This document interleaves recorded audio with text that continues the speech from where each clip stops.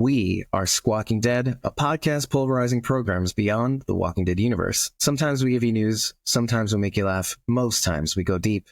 And today we're here to bring to you our first discussion on AMC's Dark Winds. We're about to introduce to you both our Season 1 and 2 recap, as well as our discussion on the very first episode of its third season. One thing to keep in mind is that these episodes will be relatively back-to-back, as we recorded them during two separate occasions, the first of which, the recap, I am actually not present for. However, there will be sections from the Season 3 premiere discussion that will appear in the recap as they serve to correct the record on some mistakes that we made along the way. It's good to kind of front load some of that information before we continue, because if my voice suddenly appears in the recap discussion, you'll actually know why. So without further ado, I sincerely hope you enjoy our first ever discussion on AMC's Dark Winds. I hope you had enough time to catch up as we discussed the inevitability of us discussing this series in our last episode,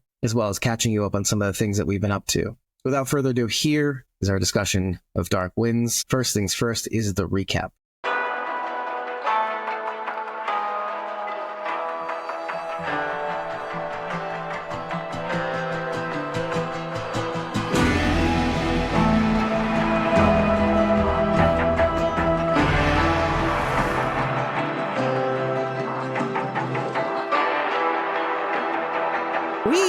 Walking Dead, a podcast pulverizing programs beyond the Walking Dead universe. Sometimes we bring you news, sometimes we make you laugh, most times we go deep. I'm Punky Brewster, and I'm joined today by... That's my mom 09. Blazy Gardner. We're here today to cover seasons 1 and 2 of Dark Winds, that is airing on AMC. Dave, do we have any housekeeping we need to talk about? Oh yeah, I'm so stupid.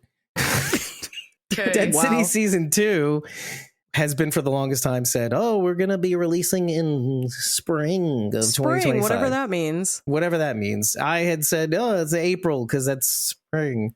That's when they usually say it is, or late April, early April, whatever it's going to be, which I dreaded. But it turns out just today during IGN Fest, it's like days-long digital convention, let's say.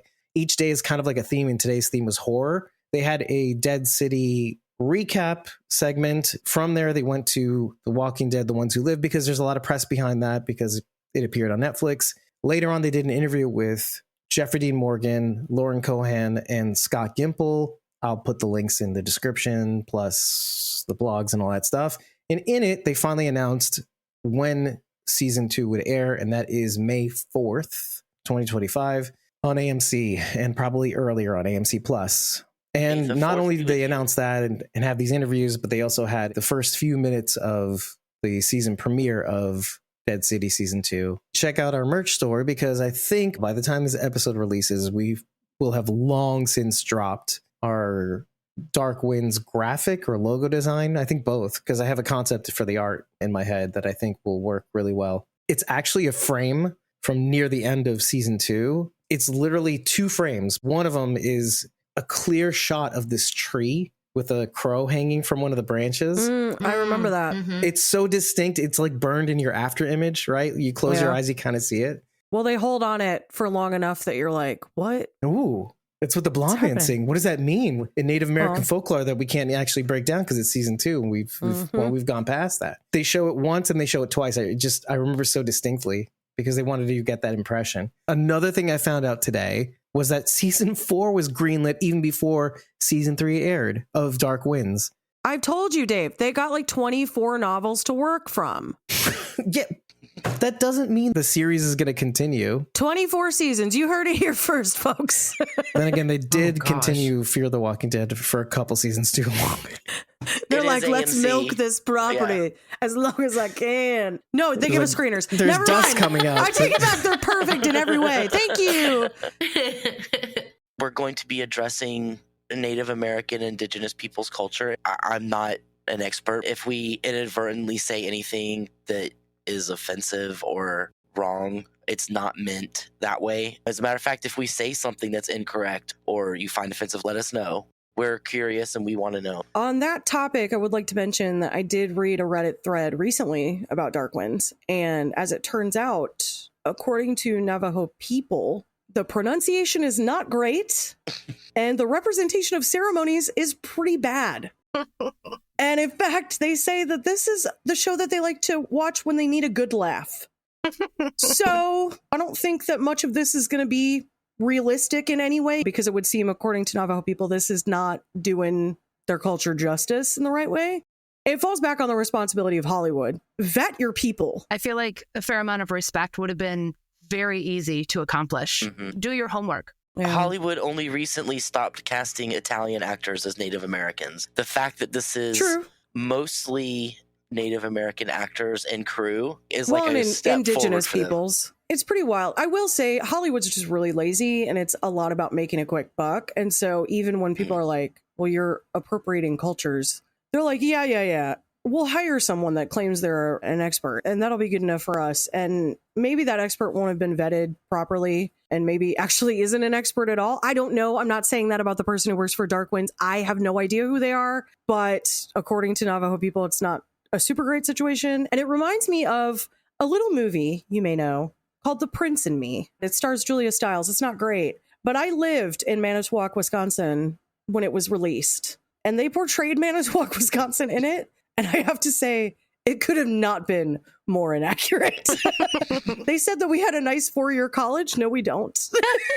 We did not. They also said that on the weekends they did tractor pulls. Also not true. It was demo derbies, if anything. So get your facts straight. It's very disappointing to me on a lot of different levels, but the real disappointment comes from the fact that Tony Hillerman wrote the original Leaphorn and Chee novel series. It's now known as the Leaphorn, Chee, and Manuelito series because Bernadette became such a beloved character in it. Anne Hillerman took over the books. Tony Hillerman wrote 18 of them. Anne Hillerman, his daughter, took over and continues to write, and she wrote 8 novels so far, with one releasing as recently as last year. Wow. So this is still those. Yeah. very much a series that is continuing. It began in 1970. He was actually awarded a Friend of the Navajo title for his work trying to get these things right and for trying to showcase problematic things amongst the Navajo people that at the time people didn't want to talk about. People don't want to talk about uncomfortable things. Navajo people could tell me Tony Hillerman can kick rocks. I'm not sure. But at one point in history, he was doing his best to service the Navajo people and be considered a friend of them. And so it's a little bit sad to know that still things aren't right. But when it comes to ceremonial stuff, I would imagine some of that is private and probably wants to stay private to the Dene people. And so we're just going to kind of leave it at that. We're going to try to do our best to not be insensitive and to be open and want to learn about this, because I think all of us really want to learn. I grew up in the era of people really wanted to know about, not necessarily Navajo, but we were given a lot of it in school. And so it's always been a topic that I've found really interesting. I have read a lot about Native Americans and indigenous peoples, but my focus was generally on East Coast tribes because I read a lot of American history, colonialism and stuff, and that's just where it is. So I have not read a lot about Navajo culture, so I really don't know much at all. I grew up believing that I had Chippewa in my ancestry until about 7 years ago when Ancestry.com proved me wrong. Everyone in our family was told that for... Is that like an Irish people forever. thing? I don't... Because anyone I know that's Irish, their family is always like trying to claim that there's some indigenous in there. Like, Right. yeah, Cherokee princesses and whatnot. And that's very widely perpetuated in Appalachia also. Mhm. And who knows, truly, really? Well, down apparently, the line? according to my spit, it's not true. Yeah. Yeah, it's, well, we're very white. So what are you going to do? Well, I brought up pretty nice. I do not. When they mention the wild monster coming out of the desert, That was you. covered in red hair and burned viciously by the sun, I was like, that's me. Bridget's like, my people. That's And she's my like, people. turns out it was just an Irish farmer. And I was like, yeah, Oh yeah, my gosh. yep, that's me. Bridget That's gets me. burned when you just say the word sun. Like it's already happening. Anyway, Anne Hillerman is working as an executive producer on the show. The Dark Wind is the original novel. It was published in 1982, and it's actually the 5th book in the series.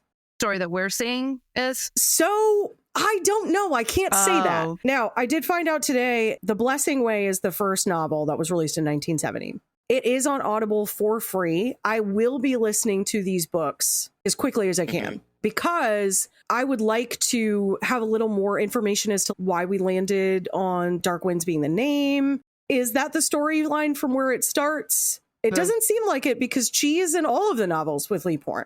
So to me, it seems like maybe we're starting from kind of the beginning, but it's probably going to be a super abridged version. Well, if there's so many books, I think I read somewhere that they took elements from different stories and combined them into the show. The majority of the story may be from one book, but other elements of it are from other books and stories. Yeah. My feeling is they're probably going to pick and choose and incorporate aspects from all of the different stories into one storyline. It makes sense too, with them having come from the 1970s to today, essentially.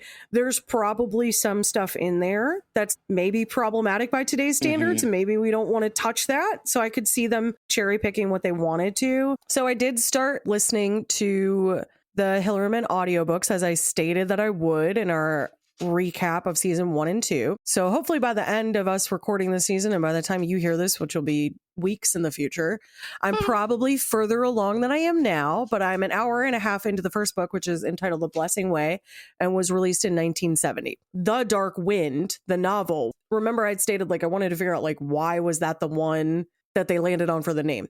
So I found out more as to why, but I also did a little bit of research into Tony Hillerman himself because I really wanted to see like where was his standing amongst natives now? Time passes, things change, and people decide maybe he shouldn't have received that award or whatever. So I just kind of wanted super canceled now and problematic. I just wanted to see. I was just curious.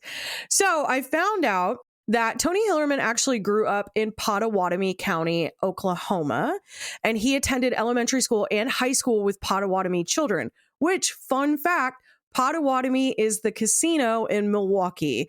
And so that tribe has received quite a bit of my money because I used to go there and lose a lot. So there's that. So I'm just going to read a couple blurbs. This is in his Wikipedia, but there were a couple little pieces in here that I thought were really interesting. Jeffrey Herlihy argues that this background that Hillerman had made possible a significantly different portrayal of Native Americans in his writing in comparison to other authors of this time. Hillerman said, most obviously important was growing up knowing that Indians are just like everyone else, and you grew up without an us and them attitude about other races. So he considered his childhood in Pottawatomie County to be the sole contributor to this situation, this ability to kind of see beyond the race of people and look at people for who they are. I feel like this series has made a concerted effort to actually show the differences, though. Not to say that that's not necessary. I do think that's necessary, but I think in some places it's a little, I don't want to say heavy-handed, but maybe that's the best I can do. So he really wanted to celebrate the differences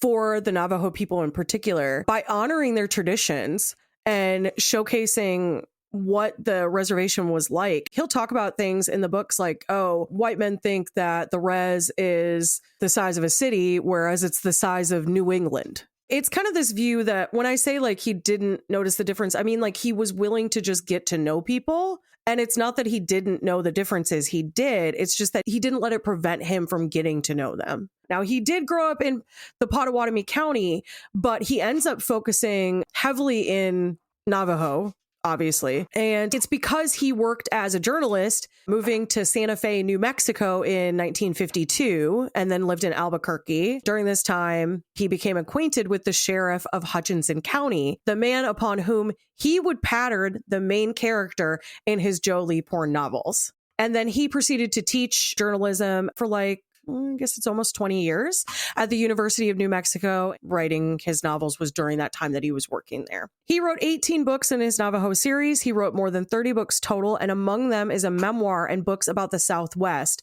its beauty and its history, because that was really an engaging aspect for him. His literary honors were all awarded for his Navajo books, and his books have been translated into 8 languages, which is pretty incredible. Hillerman's writing is noted for the cultural details he provides about his subjects. The Blessing Way, I'm only an hour and a half in. He goes so in depth into like traditions and songs, and it's really incredible to read and see as someone who's outside of it. It's like Tolkien level, basically.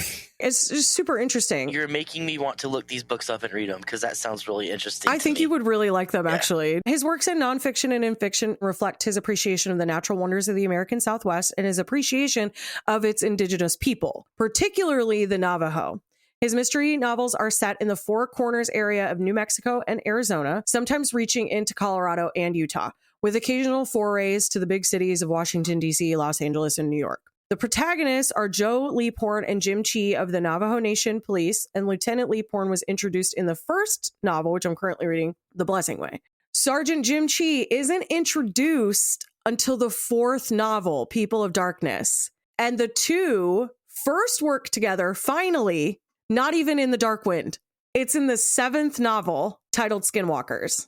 These are like parallel stories that are running, or I don't know. I'll find out. I'm unsure. Skinwalkers was considered his breakout novel, with a distinct increase in sales with the two police officers working together. Once they got that dynamic, people were really into reading those books. Hillerman repeatedly acknowledged his debt to an earlier series of mystery novels written by British-born Australian author Arthur W. Upfield and set amongst Australian Aborigines in remote desert regions of tropical and subtropical Australia. The Upfield novels were first published in 1928 and featured a half European, half Aboriginal Australian hero titled Detective Inspector Napoleon Bonaparte, but he's called Boney. That's his nickname. I love it. I do too. I love Cut it too. it, print it. Why isn't there a series about it? It is. It's Bones.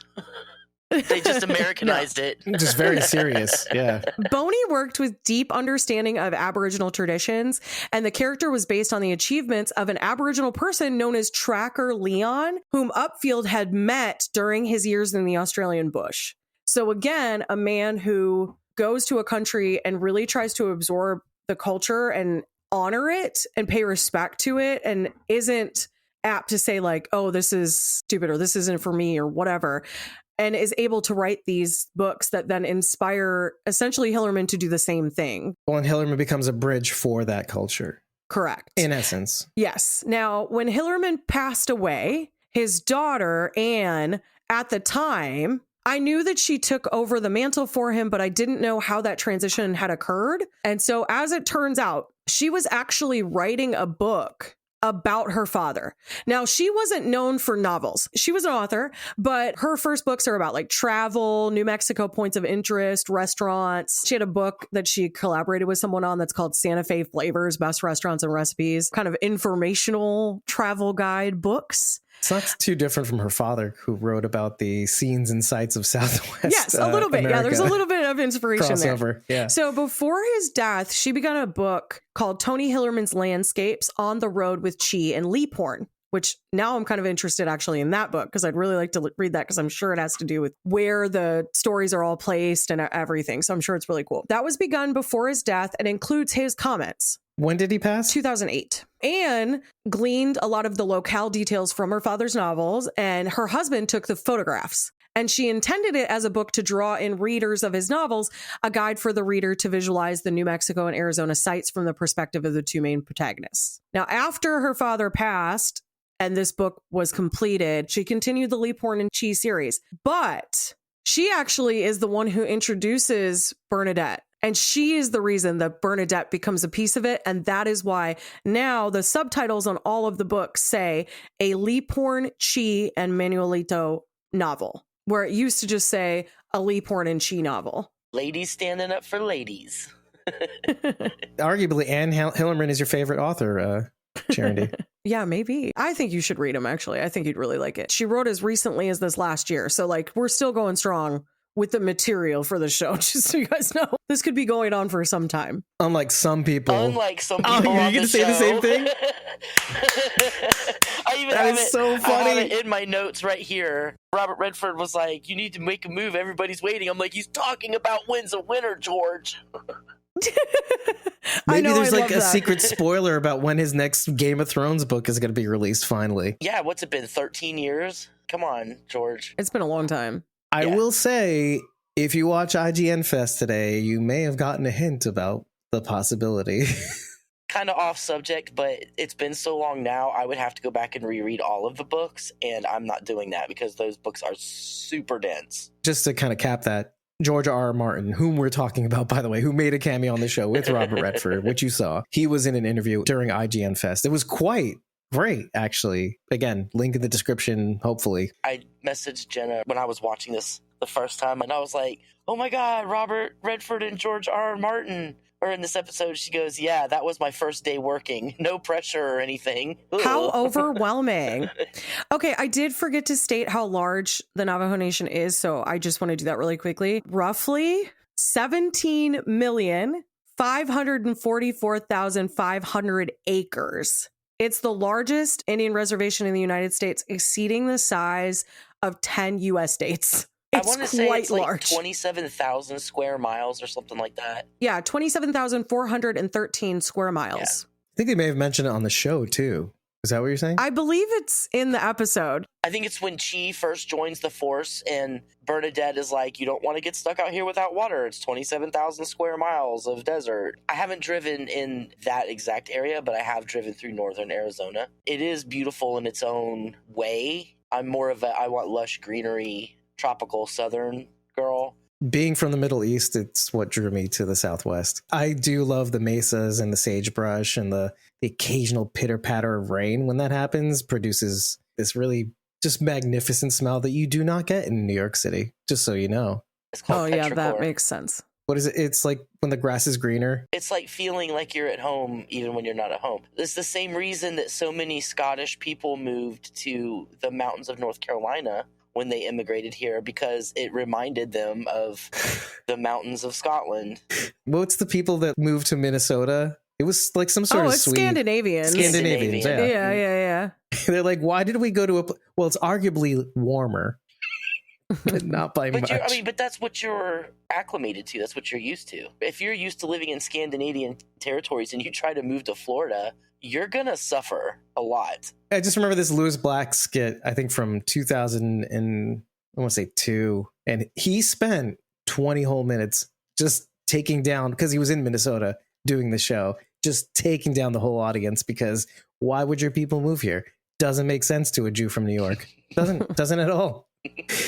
I wanted to mention in The Blessing Way, there's a character that's talking about the names of the areas. I don't remember the direct translation, but that white people came to that area and called it a desert, but that the word that the Navajo had for it was Beautiful Valley. Hillerman was trying to show the difference even just in those little things. In perception. The desert conversation reminded me of that. Tony Hillerman is actually one of my late grandfather's favorite authors, and one of the few gifts that he gave Travis before he passed was a few different Tony Hillerman books. Those are like cherished possessions in my house.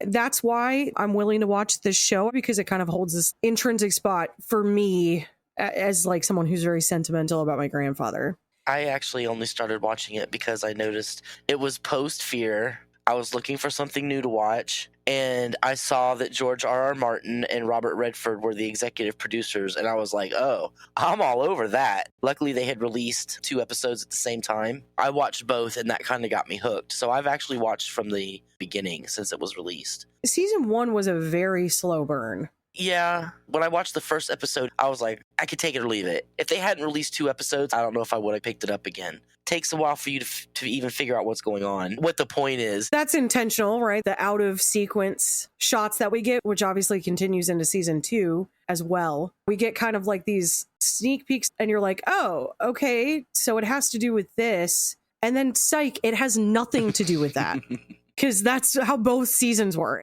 Oh, it's going to have to do with this bank robbery. No, it doesn't. Not really. Kind of, but hardly. And then the second season is like, oh, it's going to have to do with this guy shooting up this trailer. Not really.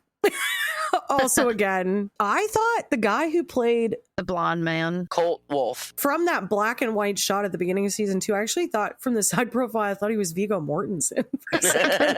And I was like, Viggo Mortensen's in the show? This is crazy. He doesn't look anything like him. So don't know where that came That from. guy was so freaky. He was perfect choice to play that. Just his look was so To terrifying. be fair, I just watched the movie Longlegs, which has a lot to do with dolls and is like so terrifying and horrible. And it's just a it's a new Nicolas Cage movie. And Nicolas Cage never stops whipping out these bangers of movies that are horrifying and unsettling. And I'm like, how do you continue to do it, sir?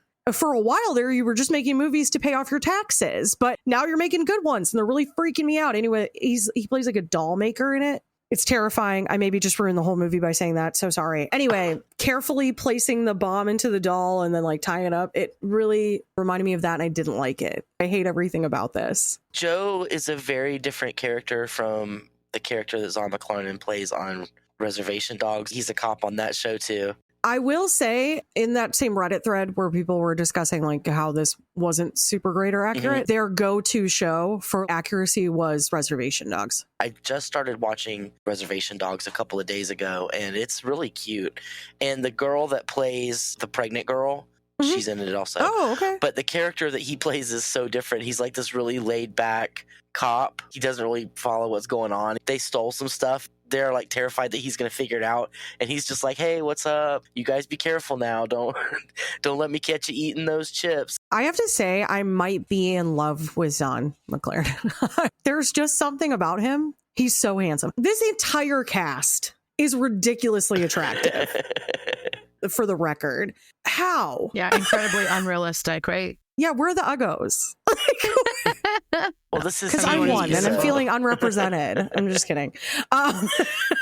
He's generally credited as like the best part of season 2 of Westworld because he played the Native I American. didn't watch beyond season 1. There was an entire episode dedicated to the Native American population from Westworld. It was a love story with he and his Westworld wife. It was really beautiful, actually. He was in stuff before that, but I think that's what kickstarted him into my view anyway. Well, let me touch on that because if you're like, why does this guy look familiar to me? That's because he's been in a ton of stuff. He was in Longmire, as you mentioned, Reservation Dogs, Dr. Sleep, Fargo. What was he in Dr. Sleep? Crow Daddy. Oh, he was. He also did the movie Crazy Horse back in 1996. He also did a voice in Spirit, the DreamWorks animation the movie. horse movie. Yeah. He was also in the show Timeless, which had kind of a cult following. He also did voiceover work in My Neighbor Totoro, which is kind of wild. He's been around for many, many years, active since the 80s, becoming really, really active after the 2000s, especially in recent years, because I think people are just really seeing how phenomenally talented he is. He's kind of like that guy, I think, previous to probably about 2015. Yeah. Because I think he was just in a lot of things. He was recognizable because there's just something about his smile that I think is like really memorable. I don't know. There's something about him. So he kind of sticks in your brain, but he had like a lot of smaller roles. Joe Leaphorn, our main protagonist. If you're saying he's the opposite of Reservation Dogs, I mean, really, he's very uptight, plays things really close to the vest. Very by the book. Yes. In season 1? Not so much in season 2, but it got personal. How far can you push someone? Mhm. And he was pushed far enough that he finally broke. I was reading some stuff about the show, and it's like there's a balance between being justice and being Native American. Obviously, the scales are tipped out of favor for Native Americans. I guess it's the battle that Native Americans have fought ever since white people did what they did. Finding a balance between being in society and being your native self, if that makes sense. And that's a balance that they are still having to strike today. Joe is the sheriff of the specific outpost. Apparently he lives in the Navajo capital, Kayenta. It's Window Rock, Arizona, where this is located. He comes off as really harsh at the beginning, so you're not quite sure, but he's quite funny. His jokes are phenomenal. They're great. You have to get to know him before he shows that. He's got a really hard exterior. His parents gave him to the Indian school, correct? Correct. Well, they told him he should go, and so I believe he willingly went then to obey his parents.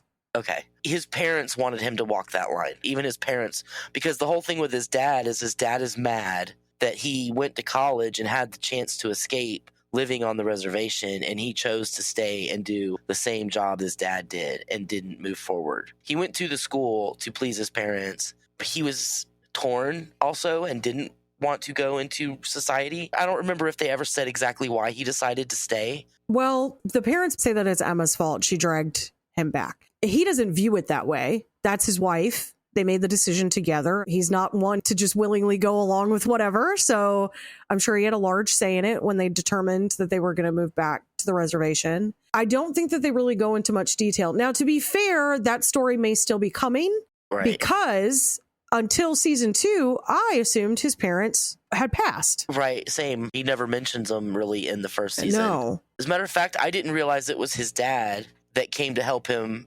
defuse the bomb the first time. He didn't even say it then. I didn't realize it until he went to visit him and later. a lot of the time he refers to him by his first name. Right, Henry. Again, you'd think that a dad would be proud of his son picking up the mantle to do good.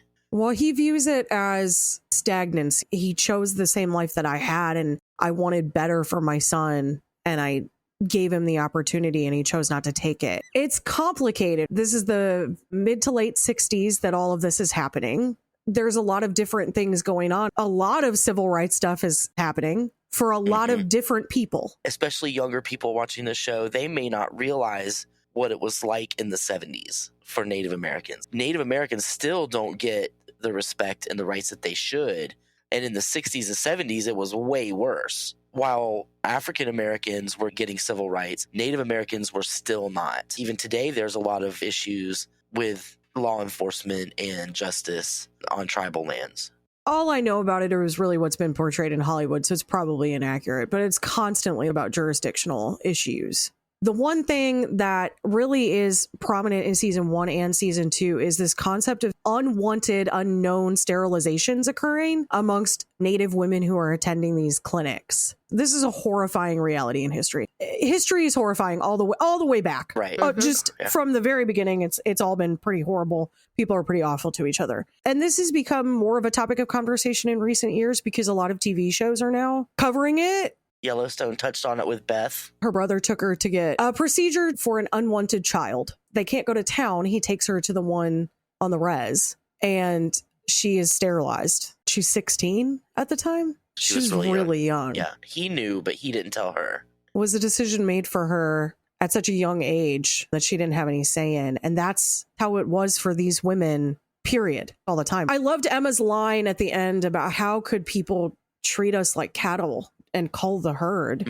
What kind of nation would do that? It's a hard bit of history to look at. Not only would they do the procedure, but I would assume they would never tell them. So those women would just go for the rest of their lives and never have children and never understand why they didn't conceive again. I think because there were Native women involved in some of the clinics, I imagine they would know it eventually. Over time, that probably was spread around by word of mouth, which is exactly the work that Emma is doing. She does it in the first season. She does it in the second season. She will speak Danae in front of the white doctors who cannot speak it to tell these women, do not come back to this clinic to have your child. If you do, you will never have a child again. And that was really brave. And I imagine there were women that did that. Her taking the step to allow the publication of the article about it end of the second season is a huge step and extremely dangerous for her and for everybody that works there. I'm very interested to see kind of where season 3 goes as a result of that.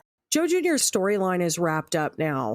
We know who did it. We know why it happened. Joe and Emma have a son named Joe Jr. who unfortunately passed before our time with them. His death is the overarching storyline of season 1 and season 2, finding out what happened to Joe Jr. Yes, because he works an oil rig. There's an accidental, quote unquote, explosion at this mine. We come to find out that it was intentional. Why did it have to happen during the day? I don't know. That was an excellent question that Joe asks BJ Vines when he confronts him about what's happening. And we finally get the answer that it's all about money the whole time. Yeah. There's uranium in the mine, and so he could mine the uranium. BJ Vines arranged the explosion so that he could buy the land really cheap, which is something that's going on because I see articles about it in my news feed all the time about Navajo land rights and uranium mines.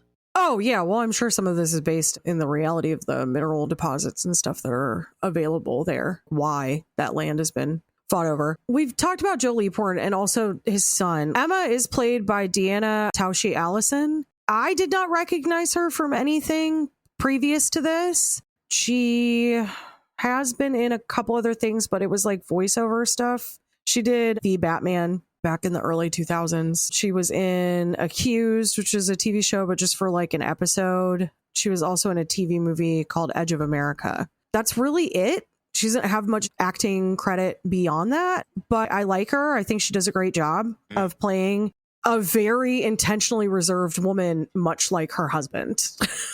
Just two peas in a pod, these two. She plays it also very close to the vest a lot. Emma is definitely very much more in tune with the native side of their marriage. She's the one that knows all the ceremonies, and she's the one that says we need to do this, and she knows all of the legends and all of the stories and all of that. And, you know, she's the one that organizes all of those things. Whereas Joe goes along with her, but I don't feel like he has a super deep connection to the native side. We don't know Emma's past. We don't know if she went to the schools either, but that might have something to do with it. You have Joe, who went to one of the schools, not super deeply connected to it. He does the things because Emma wants him to, which is not to say that he doesn't have his own thing, because he does his own little things here and there. And then you have Bernadette, who was forced to go to one of the schools, and in retaliation, I feel like when she came out, she cleaved even more into the Native American culture and belief system. She knows all about the medicine bags and all of the things you do for spells and all of that stuff.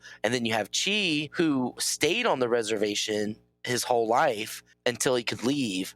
And he doesn't want anything to do with his Native American side on the first two seasons. Until the end of the second season, he takes the medicine and all that. I find it interesting that the one who stayed on the res is the one who has the least interest in it. And the one who was forced to leave is the one who has the most interest in it. And the one who made the choice to go is kind of in the middle. I think it has a lot to do with, again, how that would feel to try to find your place in society. Chee wants to be in regular American society. He is trying to separate himself from his roots. Because he's been forced to live on the reservation. He doesn't know what's out there. He wants to go out and see what's out there. So for him, it's a draw. But whereas Bernadette has been there, if you watch 1923, you know what those schools were like.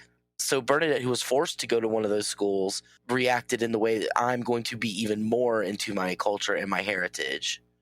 Which is so unusual because at the end of season 2, Chee is staying at least for a little while to help out. And Bernadette Leaphorn. is the one who's and leaving. Bernadette is leaving, which is, And now she says, she's like, I could always come back. And we'll have to see how that plays out because, like I said, Bernadette becomes such a beloved character in the novels. So I have a feeling she'll come back, but I don't know when. She's my favorite character. So Bernadette Manuelito is played by Jessica Matten. Jessica Matten has been in several other things. Frontier is probably one of the more notable. And then also in an upcoming project, actually, on The Last Airbender. She'll be doing voiceover work for that. This movie, this is interesting. It's produced by LeBron James. I know. It's called Resball. It's done by one of the co-creators from Reservation Dogs, a 2024 American sports drama film directed by Sidney Freeland. It's based on a nonfiction sport novel called Canyon Dreams, a baseball season on the Navajo Nation. Probably worth a watch. And her co-star, Kiowa Gordon, who plays Chee, is also in it. Bernadette is very spiritual. And she believes. She's a very strong faith. A very, very strong faith. Even to the point of believing in the witch in season 1. Well, and it would appear based on just what other people say in the show on the res, I don't know that everybody does believe that. So it's like her faith is even maybe a little more old school than other people her age. She's super tough and struggling to be a woman in the late 60s, trying to make a name for herself in law enforcement. In season 1, you kind of see her come into her own. And then in season 2, you find out that because she doesn't have a way to move up in their small justice system on the res, she determines that she wants to apply for Border Patrol because the United States passed a law stating that they had to accept Native Americans into their programs. So she applies and she does receive it because she's incredibly talented and good at her job. And she just passed her lieutenant exams. And so she determines to leave at the end of season 2, which, like we said, I don't know. We'll have to see what happens there. But again, at the beginning of season 2, I expected her and Chee to be like together, and Chee's not even on the res anymore. He left to be a private investigator. There's all of this stuff happens in between seasons that you're like, wait, what? You're like still catching up. And I imagine that'll happen again because things are going to change and you're going to be like, I have to catch up again. Chee, or Jim Chee, is played by Kiowa Gordon. You may recognize him if you're slightly younger than me as someone who was in the Twilight movies. He played Embry Call. I was a little bit too old for Twilight, but he was in Twilight New Moon and Twilight Eclipse and Twilight Breaking Dawn. So kind of a big deal. He played Flint Maines in the reboot of the TV show Roswell, late 90s, early 2000s. He was also in Blood Quantum, a TV miniseries called The Liberator, and again in Resballs as well with his co-star from Dark Winds. One of my favorite scenes with Chee is when he's taking the little kid to his mom after his father is killed. Yeah, it's so sweet. But you know what bugs me is the kid leaves his suitcase in the back of Chee's car. They do just drive off with none of his belongings. Yes, they drive off without his suitcase. Where was your continuity person? Whatever their title is, I forget. I like his journey. In season 1, he is actually an FBI agent, but he's being sly and sneaky at the behest of our friend Noah Emmerich. I said Emmerich. Dave said it's Emmerich. Right. I don't know. I'm probably wrong. Our friend from The Walking Dead. Our friend Dr. Jenner. You know, he doesn't have any qualms about it until he goes back to the res and realizes that all these people that he was trying to get away from, it's not the same as it was when he was a little kid. Even still, at the end of season 1, he still doesn't come back. He goes off and works on his own. I mean, he does. He comes back to his property and he's like planning on living there. And then all of a sudden we don't know what happened with that. Right. Well, then he decided I'm going to private investigator. But by the end of season 1, he is going to work on the res for Joe. I love his 70s outfits. Oh, wow. I loved that he was like, this is the future. And here's the thing. He's right. He's right. That is the future. Those ridiculous leisure suits stay around for like all of the 70s with those huge collars and the deep V-necks. That sticks around. So he was not wrong. But I love that the little boy stretched out his collar as he was leaving. It was so cute to try to be like Chee. Chee and Bernadette are also hot and cold, slow burn romance here. Enemies to lovers, you might say. This is maybe something that happened because of being in the school. Because she's very private. She doesn't want anybody in her space. If I recall, the only reason she lets him in is because of the eclipse. He's very respectful. He doesn't try to force his way in or anything like that. The story of her dating Elvis was insane, and I absolutely loved it. I was like, this is crazy in the best possible way. What a piece of pop culture. She was stationed in Germany because she served, and while she's there, she goes on a date with Elvis Presley. And not as impressive as you would think it would be. And I imagine that's how it was for a lot of women who dated Elvis Presley, because he dated a lot of women, because he dated so many women. I imagine that was kind of the case for a lot of them, was like, okay, well, it's cool that I can tell people I did this. But she wants absolutely no one to know that she went on a date with Elvis Presley, which is very funny, but just kind of encapsulates who Bernadette is as a person. I think she wants to be taken seriously. Telling people that you went on a date with Elvis could definitely skew people into seeing that you are not a serious person. She's a woman in law enforcement and Native American. 3 strikes against her. And in order to fit in, well, as women, we have to be careful no matter what we do. She wants to avoid being hyper feminine in order to kind of undo all the work that she does. As a woman and a Native American, she has to work 3 times as hard as a white person would to be considered and accepted into the job. And so she can't afford to be seen any other way. I imagine, honestly, anywhere at this time, women in law enforcement is rare. Yeah, oh, for sure. Also, it was like not a thing. We're heading into the era where divorce kind of started to become big and women were working more. But prior to this, we're talking 1950s, a lot of women are just at home. Stepford wives. Yeah. Elva Guerra plays Sally Growing Thunder, the young pregnant girl who happens upon the clinic that Emma works in. Turns out she is carrying the child of Benjamin So, who's not actually Benjamin So. It's the twin brother, James. Not willingly. is what I'm going to say about that. But that was not a willing situation. No, and obviously by the time we see her in the clinic, it's way too late to do anything about it. Yeah, she's very far along. I feel like she was kept prisoner in that house until she had to go to the doctor, so there was nothing that could be done. It was such a weird dynamic because she doesn't know anything about the Dene culture. She knows the language, but she doesn't understand a lot of the traditions or any of the things that would have been taught because her mother is so involved in this witchcraft. Really, that's all she's seeing. Because Emma had to teach her everything about the ceremonies and how to wrap the baby in the board and all that stuff. Elva Guerra has been in Reservation Dogs, as you mentioned. She played a character in Rutherford Falls, which was a sitcom, but that is really it. She's kind of newer to acting. She's young, so it'll be interesting to see where her career kind of takes her. And she leaves at the end of season 2, and so we're unsure as to what is going to happen to that character as well. I would argue her feelings are valid. I'm not trying to invalidate them, but a lot of what she says about how like the baby hates her because he's trapped her here, a lot of that is probably postpartum depression. It's not a thing at this time frame.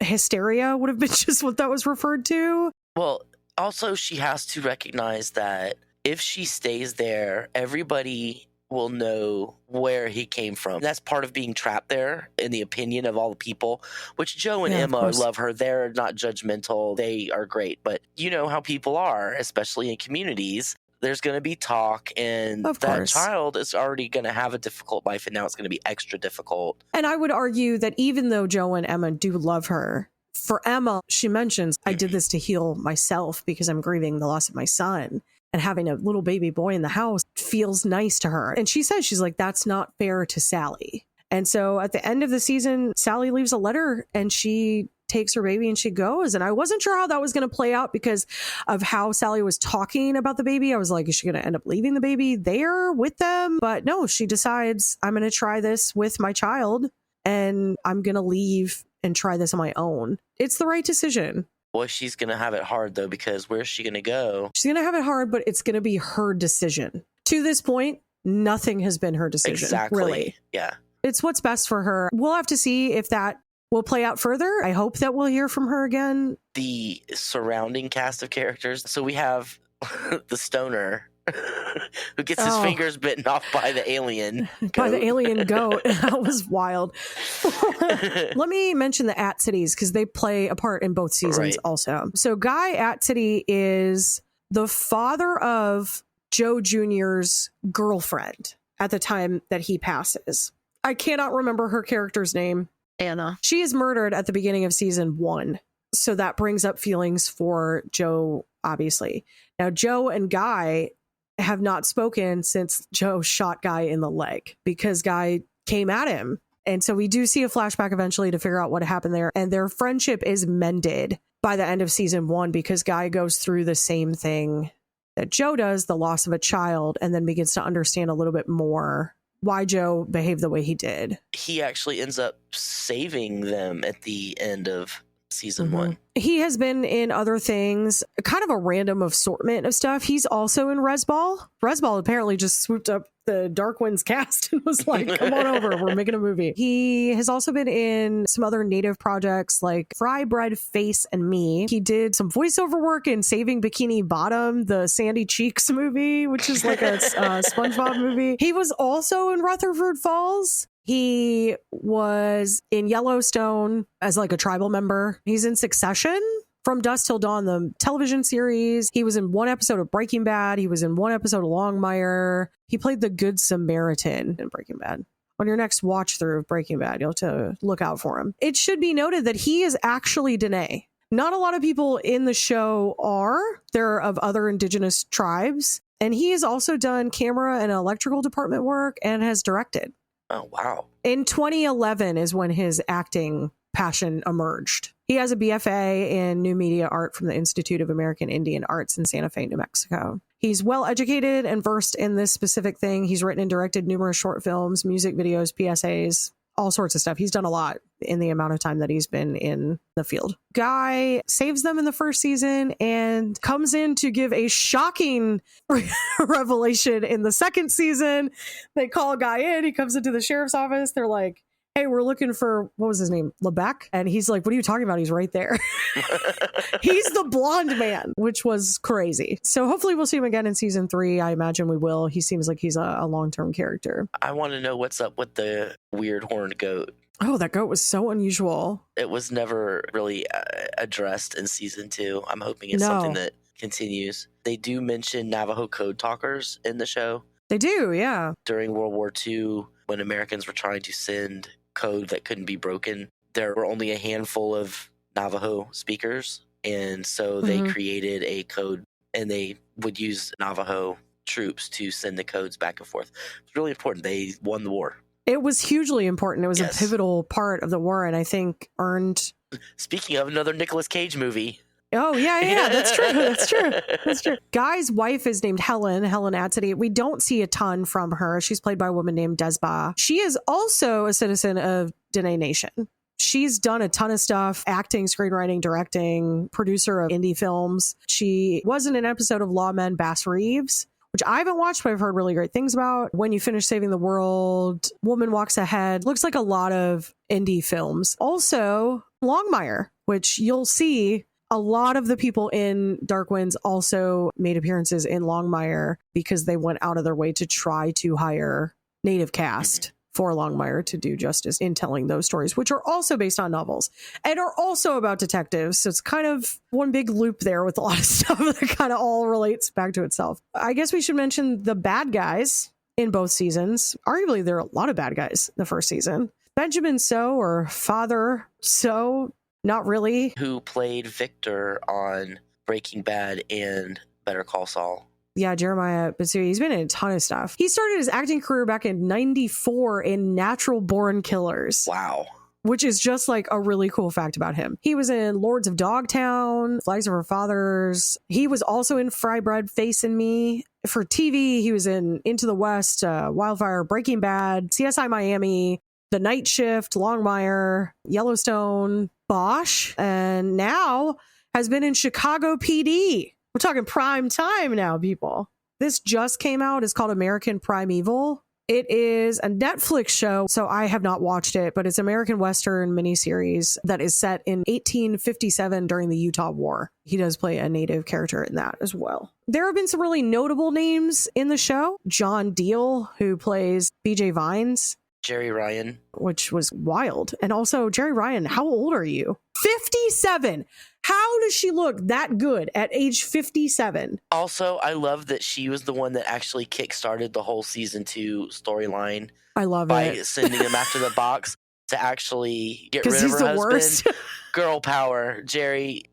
Just to get rid of him because, yeah, the worst. First season also features Jonathan Adams, who is very much of that guy. You recognize him and you maybe don't know why. He was in Air Bud. You can believe it. Osmosis Jones. Oh my God. He did voicing for The Death of Superman, Planes, Elemental, Justice League Crisis on Infinite Earths. He's done a lot of work. For TV, he was in an episode of Frasier. He was in an episode of Walker, Texas Ranger. He was in an episode of Felicity. He was in an episode of Crossing Jordan. He was in a whole season of Bones. He played Daniel Goodman. I imagine Rachel would remember that. He was in an episode of One Tree Hill, of The Closer, NCIS, 24, Medium, Boston Legal, Numbers, endless stuff. Desperate Housewives. I mean, we're talking like if it's been a hit TV show and people talked about it at a water cooler, he's probably been in it. No Ordinary Family, Burn Notice. He's been in so much, and he continues to do voice work predominantly for comic book properties. Green Lantern, the animated series, Hulk and the Agents of Smash. The reason I recognized him is he was in Last Man Standing. He played the neighbor, Chuck Larrabee, and he did that for the entire run of the show. Once Upon a Time, he was in 2 episodes of The Orville. He played Lester in season 1, and I don't know. I hope we see him back, honestly. I enjoyed seeing him in it. I thought it was fun. Rainn Wilson is also in season 1 as a sleazy car salesman. I forgot about him. Yep. None other than The Office's own Dwight Schrute. He was about as anti-Dwight. Devoted Dan is gross. He's a sleazy car salesman who runs on the platform of I'm a Christian, so you should trust me and buy cars for me, but really I'm sleeping with women out in these banging trucks. people in my shagging van I've got over here on the lot. Yeah, it's super gross. Super, super gross. So Henry Leaphorn is played by Joseph Running Fox. And the picture that they have up for him is so old because he has been around for a long time as an actor. He was in Porky's 2. Which is just like, what? An episode of Saint Elsewhere. He's got some old pulls. And really, he had kind of stopped acting for a long time. He was really active in 80s and 90s. And then it kind of stopped for a little while. And then he did a TV movie called A Thief of Time, which is also based on a Tony Hillerman novel. Fun fact. That was in 2004. And then he's not in any other projects until 2012. And then his last work before Dark Winds was actually 2019. We also get A. Martinez. His name is actually Adolfo Martinez. He's named after his great-grandfather, so he was referred to as Little A, and so A became his name. A. Martinez played the sheriff in season 2. He was also on my favorite soap, Days of Our Lives. He was on Days of Our Lives. My second favorite soap, Santa Barbara. He played Cruz Castillo, and he was married to Marcy Capwell. He's well known as a soap actor, which is kind of fun. When I saw him show up on the show, I was like, hey, that's awesome. Bold and Beautiful, Longmire as well. He was rumored to be in The Young and the Restless, which then I would have recognized him because that was one of my soaps that I watched. And then he was also on The Night Shift. It was a General Hospital spinoff. And then, Days of Our Lives as Eddie Hernandez. I have the utmost respect for soap actors. They do that every day. Every day. It's insane. Yeah. They only have like a 2-week gap. The entire movie Tootsie was about that. Yeah. The film got messed up, so they had to go live because they couldn't make it up. But they literally have to film like an hour show every day. It's crazy to me. Yeah. Mary Landon is played by Jacqueline Byers. She is the reporter in the second season who's kind of trying to get her big scoop on this story that is very important to get it out there. It's interesting to see a woman on the reservation trying to get information from these women who just do not really want to tell her anything. She is eventually successful. She convinces a woman who works with Emma to let her come to a meeting that they're having. Wasn't it At City's Wife? Oh, yeah. It may have been Helen. Wife, yeah. And she's been in a lot of one-off things. The Strain, which is why she looked familiar to me. An episode of Timeless. She's done a handful of movies. Eugene Braverock played Frank Nakai, who is one of the bad guys from the first season. He's working with,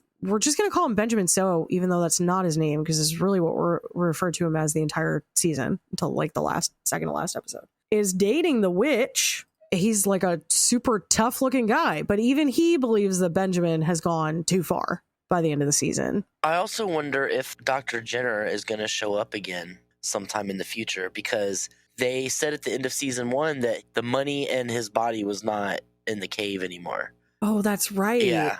So there's a chance he could pop up. Maybe that's what season 3 is about. Could Who be. knows? I don't know. See, you guys had said Jenner was the one who disappeared, but it was Frank Nakai that disappeared. They found Jenner's body. We keep calling him Jenner. High Pockets.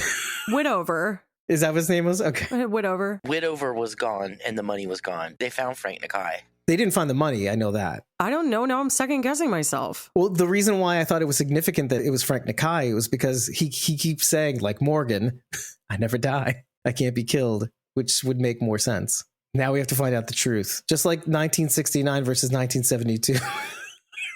The second moon landing, people. AI is telling me that it was Nakai. Yeah, Chee dropped the rifle money in Widover's body back into the cave to cover for Anna's dad killing Widover. Oh, man. We had it totally wrong. Just don't tell David. He'll never know. So Eugene Braverock was in The Revenant, Wonder Woman, minor roles, but some big title things. He also was in the 2007 historical drama TV movie Bury My Heart at Wounded Knee. Oh. Which is a heartbreaking story. This was done for HBO. If you have time to watch it, I truly recommend it. The book is heartbreaking. It's a nonfiction book and it's hard. It was on a TV show that was one of my personal favorites, and I only watched it because of The Walking Dead, called Hell on Wheels. It was on AMC. It used to air immediately following The Walking Dead. I really enjoyed it. I thought it was really great. If you're looking for the representation of where America was at during the railroads being built, but also post-slavery, there's like freed men, but there's also natives and there's also immigrants from Ireland and China. I just listened to a podcast about the building of the Transcontinental Railroad. They talked about Hell on Wheels. It was basically a movable town that would follow where the railroad was being built. It's a really interesting television show. I believe it was canceled, I think, really before it was able to get truly into a lot of it, but it's great. And he is also currently on Resident Alien from 2021 to present. He played Shane. I know you've been watching that, Rachel. The only person we really haven't talked about is the witch, who is played by Amelia Rico. Unfortunately, she comes from a tribe that was lost to colonization, according to her biography on IMDb. But she is indigenous, and she was called Ada Growing Thunder, or the Witch is what she's prominently referred to as. And she has also been in 1923, an episode of Grey's Anatomy, an episode of Walker, an episode of Yellowstone. She's been acting for a while as well, and it looks like predominantly shorts and like single episodes of some pretty large shows, actually. And then the only other person we haven't talked about is Colton Wolfe, who's played by Nicholas Logan and is actually a redhead, which is how he looks so fair-skinned. We might be related. Freaky. He's actually from Atlanta, Georgia, so I feel for you, my pale-skinned brother. You're probably constantly sunburned. He has also been in a ton of stuff. He was in The Last Stop in Yuma County, smaller stuff, a TV miniseries called Dope Sick. He was in an episode of Creep Show, which is cool. That's our second season tie into the Walking Dead universe somehow. Is he's technically worked with Greg Nicotero. Hey, so we'll count 6 it. degrees, man. We're keeping it related every season because season 3 will have Jenna Elfman in it. And as we know, she was June in Fear the Walking Dead. We're trying to keep it related to The Walking Dead in any way. If there's a connection, we will find it. Not even 6 degrees, within 2, undoubtedly. That really covers everyone who was in the show up to this point. We've touched on a lot of the different storylines by talking about the characters, so that was probably a good call. They did touch on when she was trying to get the young Native American guy to go for the draft. He was arguing, like, why should I go fight for a country that won't even recognize me as a citizen? It was very, very germane in the 60s and 70s. Yeah, and it was unfortunate because kind of that, along with what happened with BJ Vines, he gets away from justice because he's able to bail himself out. And we know that he does receive native justice after the fact, but Joe can't even share that with Bernadette, so she'll never know. Him not receiving that justice is the reason that she leaves, because she feels like none of it's right. And she was the one who believed that things could and would be different. She is the optimistic one of them who believes that eventually, maybe, the United States will care about our people. And she believes that serving is a privilege. Spoiler alert, Bernadette. I know. That kind of gives you, I think, a clue in on our thoughts and feelings on season 1 and 2. It's hard to give a good opinion, I guess, because I did not give this show the attention that I probably should have. I'll sit and watch for as long as I can, then I have to go do something, and then I come back and I pick it up again. I'm not loving it. Okay. It doesn't have to be for everyone. It's all right. Yeah, but I also feel like just listening to you guys talk about it, obviously I missed huge chunks that were probably pretty important. Maybe approaching this from a one episode at a time perspective will be easier. easier. Will be different. Right. Yeah. Yeah. Yeah. Because I watched season 2 in one day.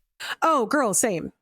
Well, I watched it a week ago. I put it off for as long as possible because I'm a procrastinator. But I watched 2 episodes last night and I watched all the rest of it today. Luckily, they're only 6 episode seasons. Yeah, I know. Thank God. Otherwise, I was really going to be screwed. I was able to get the entire season in one day. And I felt a certain amount of pressure to get it done. And so I felt rushed while I was trying to watch it and I couldn't enjoy it. I hope then for our sake that, and for your sake, that season 3 can be more enjoyable because we'll take it one at a time. Yeah. Some shows you just have to watch episode to episode. Yes. Yeah, I think this one is really heavy. So it is hard to binge. And so watching all of it at once was really draining. It's also a show that you need to pay attention to. You got to sit and focus on it. Yeah. You can't do what I do. When I watch any show, I'm up and down and all around and like I watch shows that you don't have to pay attention because you come back in 10 minutes and the same thing's happening. So Obviously, Sharon D really enjoyed it. For me, it holds a personal relevance that I didn't know would come from a show about Native Americans. it's different than the kind of show I normally watch. I watched this Very different. before I knew Jenna was going to be on it, so I love this show organically, you not and just I, because actually, Jenna you was and on it. I had a conversation when you first started watching it because I started it at the same time. I only watched like the first 2 episodes and then I stopped. You kept going and you were like, it gets really good. And so when Dave was like, should we cover it? I sat down and I watched all of season 1 and I was like, while this is unusual for us to cover because it's not in the horror vein and it's not in the supernatural vein, it is an AMC show. So I guess if we're talking that, then I guess kind of it does. Well, me, because we covered Better Call Saul. Yeah. And that was also out of the realm of what we normally do, but it was an AMC show. So if we're going by those rules, then I guess this kind of also plays into that. But it is engaging. It does keep you guessing. And the characters are extremely likable. I fear for them, honestly. How many times is she going to get shot? Can this guy just like not get shot a season? Now it's something that just has to happen. I don't know, Rachel, if you get shot one more time, you might be your type. No, right? He gets cuter every season. If you're watching this on YouTube, and I hope that you are because we need them views, go ahead and give us a like on this video and also subscribe if you're not already, you big old dummy.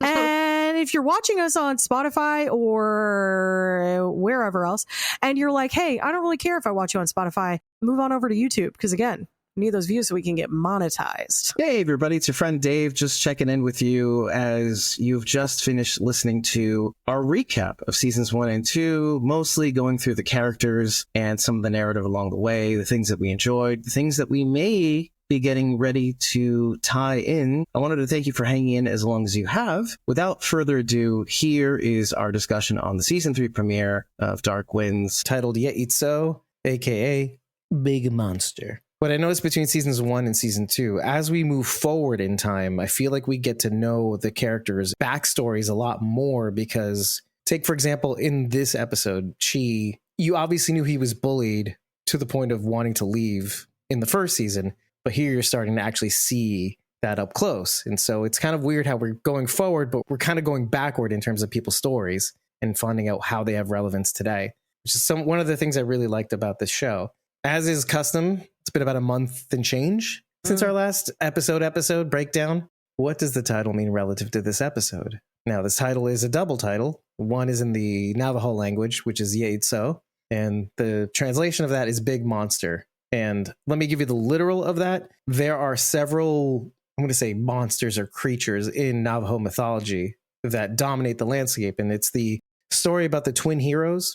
And there are several monsters that, well, technically they're not supposed to kill, because to kill them would, something that Emma says often, would unbalance the world. And so the twin heroes were not supposed to kill these 7, I think it's 7 monsters, I think it is, something to that effect. One of them is Yeitso. It's one of the first ones they mention. It's called Big Monster. There are several others that are horrible sounding. This one's the most simple sounding one.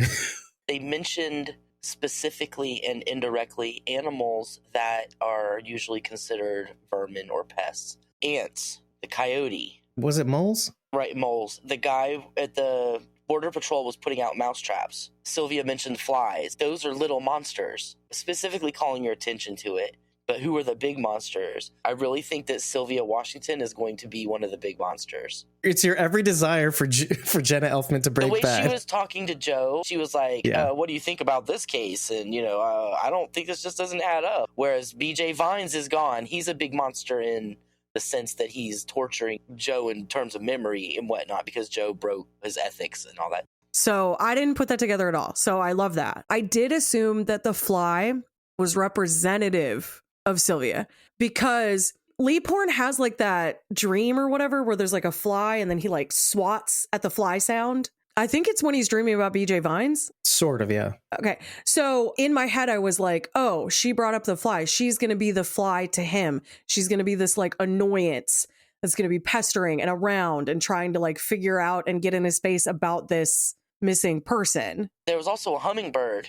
In the window, when Joe, right in the beginning. Right at the beginning when Joe was waking up with Emma. to contrast the difference between flies and... Right, well, that's the counter, because a hummingbird obviously isn't a monster. Most people don't consider them pests. Oh, they're beautiful. Oh, they flap their wings just as fast, I think, or something to that effect. But still, like, oh, we perceive one as beautiful and one as a monster, which could serve as, and I just want to mention this on the side, because I don't know how much I want to get into this, but I don't know how much they use this device in previous seasons, because I wasn't paying attention to it that much. But in this first episode alone, they keep using the split focus shot. And the split focus shot is something where you're actually using two separate cameras in order to produce an image where both the foreground image and the background image are completely in focus. The first one you see is one of when Joe picks up the phone, and it's about the blood in the scene where Ernesto Cata and George Bowlegs were previously. They looked like there was a fight, blah, blah, blah. But when he was on the phone and Emma was in the background,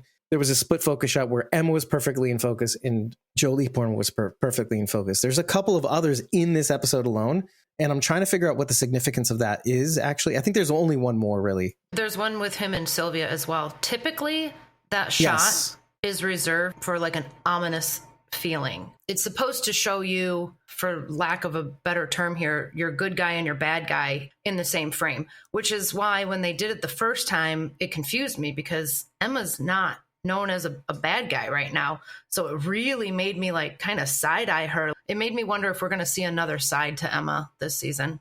Or it could be dread or foreshadowing.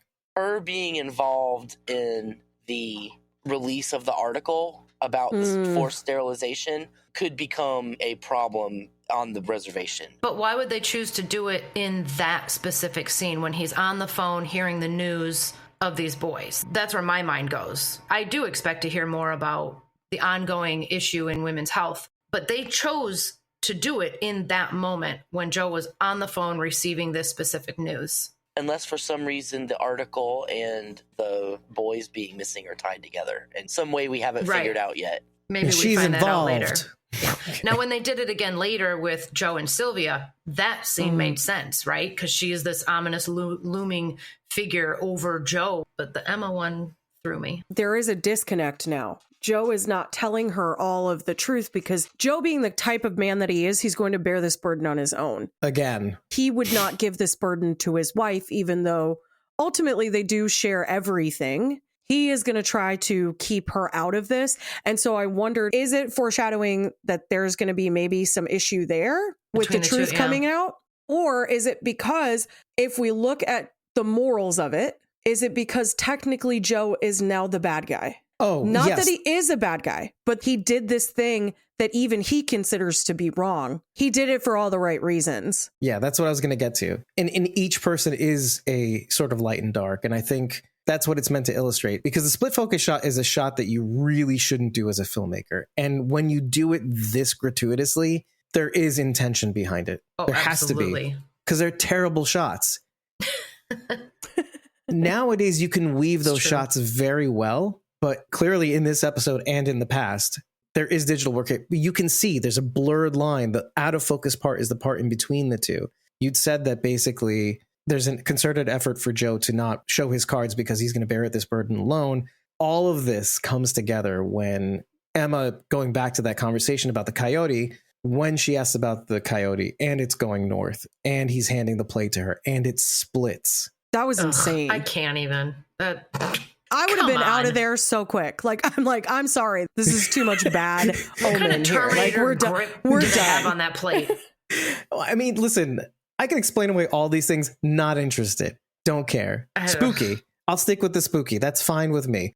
I think what that does, though, is that coalesces everything that you just said, which I liked, which was there's a concerted effort to try to hide the truth, but the truth is so obvious to everybody involved. Oh, Dave. The part of the plate that he holds is larger. She breaks off the smaller piece because it's supposed to show the unevenness between the two of them. So this is why I said that. I didn't know which side was bigger. His side of the plate was the bigger monster. Mm-hmm. Is the bird in the bigger monster? And the kids are little monsters. Why didn't we say this? I've always said that. It's fine. It's fine. Pretty sure one of them's dead. You shouldn't call them little monsters. I know. Listen, I was kidding. Just for the record, I guess. Also, they're fictional, so how about that? How about go to hell? But then also Shorty and Jim Chee. Shorty used to bully Jim Chee when they were little monsters. So there's that. Well, I wanted to say something about the flies because what I thought was interesting was exactly what you were saying. It's true that almost every scene with Silvia in it has the fly sound in your ear or the reference of flies, the man with the fly swatter outside as she approaches the building. As if, yeah, you're right, she is an annoyance. Well, she couldn't read Kayenta up above the door. I'm like, it's right there. She's not very observant. Almost unfocused, you might say. It wasn't like she was doing it to impress anybody because there was nobody there but the old man. So who's she fooling by pretending to not be observant? It might be a mechanism to gauge the people around her to see, like, how are they going to behave with a woman who's a federal agent, which, like, how unlikely. Sent from Washington, D.C., this is like a big deal. It's interesting that you said it's a big deal because, on the other hand, Bernadette being a Border Patrol woman agent is not a big deal. I agree with both of you because you're basically saying the same thing. What's great, they are a foil for each other. It's like a split focus. One is choosing to use her, well, let's just say femininity in her position of power to judge where people are at. The other one clearly has his conversations with Elinda. She's basically telling her colleagues, I want people to take me seriously. One is using cunning and the other one's just being more direct. They're trying to do the same thing. They're trying to use what people observe about them against other people to get to the truth, essentially. It doesn't hurt that they're both different people, different looking people,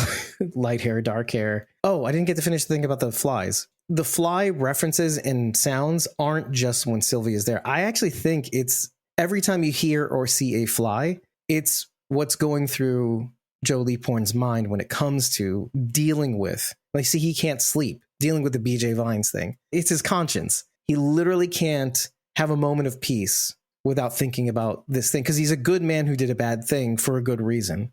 But his conscience can't clear itself out. He tries to make peace with it. And I'm not saying Silvia is a manifestation of that. I'm just saying these two things could be separate.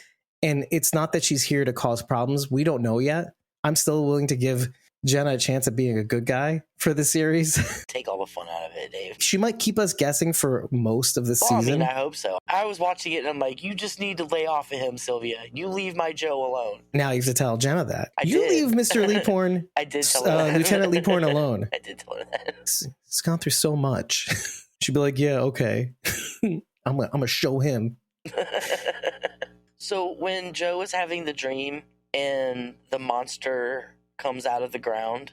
You're singing the first scene, the opening sequence? Right. When we first see Joe in the very first episode in season 1, he's got that guy like up to his waist in the dirt, and you just think, you know, for sure he's gonna like shoot this white guy and bury him out in the desert. But instead he makes him put the pottery shards and stuff back in and rebury them. So my first thought was this monster is an ancestor. Then we get the tie-in with the archaeological site, where they're disturbing antiquities to the point that whoever killed the kid put an arrow point in his mouth. You mean a lance point? And it could also be metaphorical, too. I like where your head's at because, again, jumping just off of what we just said about BJ Vines and keeping the past buried, no matter how far we try to bury the truth, let's say, it always ends up being uncovered somehow. Is it his ancestors trying to tell him? Maybe they're not trying to tell him that he was wrong. Maybe they're like, you did the right thing, bro. Stop tearing yourself up about it. I wonder, too, because when I was stacking watching this episode, having just listened to your recap of seasons 1 and season 2, I actually wonder if he can do that. And maybe that something will occur in season 3 that will allow him to kind of be okay with that. Because of another big monster, going back to the title, Silvia Washington says that BJ Vines was very well connected, that people were looking for him. Now, that could be government, obviously, because of all the permits and all that stuff in Congress. That could also mean not government and shady figures from some companies and stuff like that that actually supported his endeavors. These could be the big monster that we're talking about. The thing that held Maybe up BJ she's Vines. really not a FBI agent, and she's been sent there to, you said, other people, rich people or whatnot. Maybe she was sent there by some. I mean, this is total conjecture because I haven't seen anything else. But right. This is like where you guys would say maybe the moon wears pants, Dave. Yeah. But listen, it's me, so I'm on for the ride. You listened to our recap, and I was talking about how Bernadette and Chee and how they keep kind of changing places. I love that now he is like, it's our land, buddy. when they go to the archaeological site and the lady's like, yeah, that's his trailer. He's like, yeah, but it's our land, so we can, you can stay there or whatever. That's how far he's changed, right? Would he have done that in season 1? There's no way to be like, hey, this isn't my land, But I just thought it was funny. I love how he's kind of owning it now. Yeah, that he has a place here. So to further your point, I remember having such shady feelings towards Jim Chee right from the beginning, because what initially he does is he's driving with his muscle car down the highway, and there's his family that's by the side of the road, and he just goes brrr. Whereas you see examples throughout the season of people nodding their head to people passing by, and if they see something wrong, they'll stop, or do you know what I mean, like, or they'll say hi or something like that. And so I had like sus feelings about Jim Chee throughout, because you never know where an adaptation's gonna go. They may decide to make this guy like, oh, they might Dante him from The Walking Dead. He might turn him into Dante. I don't know. Maybe he's the horrible monster at the end of season 5. Yeah, so to your point, he's owning it. He's accepting his place in the community. I love where these two people ended up being. Whereas Bernadette, I don't feel like she's really trying to fit in all that much. She's doing her job or whatever, but she doesn't agree with the way they're doing things. I don't think she thought she was going to be down there chasing women and children.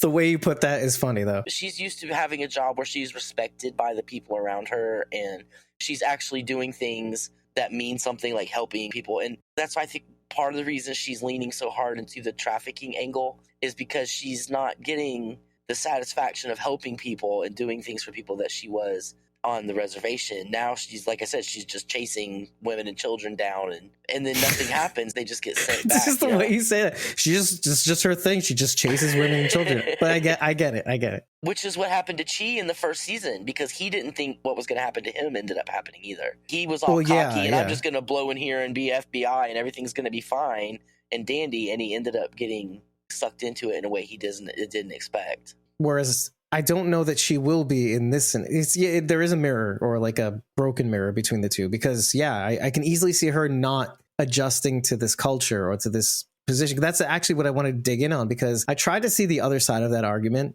Is that their job, or does the CBP just refer certain things to certain other departments, and their job is to kind of be the go-between?